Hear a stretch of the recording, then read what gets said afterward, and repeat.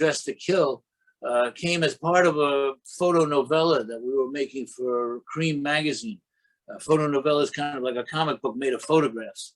And it was 2 pages where Kiss finds out about a John Denver concert, which we actually cleverly disguised by calling him John Cleveland.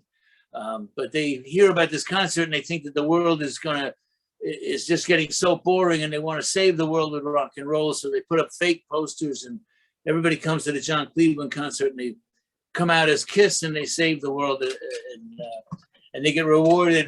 They get medals pinned on them, and they have an orgy. For some reason, the picture that's titled Kiss Orgy is one of the most popular pictures on my website, as far as, number of hits. But when we did that with a picture that, as we were coming out of it, we went to a subway and they're dressed in suits and ties, because in the morning when they find out about this concert, they're actually on their way to work in their secret identity. Like Clark Kent has a suit and tie instead of looking like Superman. In this case, they did have their Kiss face, as if nobody would recognize their face, being Kiss.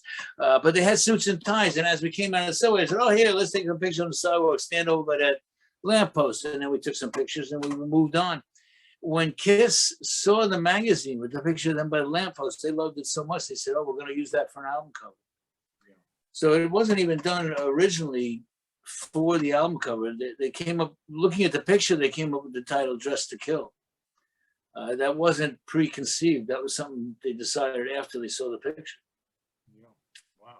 And I think right after that, they did a comic book where they allegedly said, "We have our real blood in the ink." It's not alleged. It's hilarious. No, that wasn't alleged. I was there when they poured their blood into the ink. Yes, they actually had real Kiss blood. It was quite a day. Stan Lee came with us. It was really exciting for me, having been grown up on Marvel Comics, to actually meet Stan Lee on this private plane. We flew up there. In fact, on the plane, being kind of corporate jet, they had like a Playboy magazine and a couple other magazines for the execs to look at.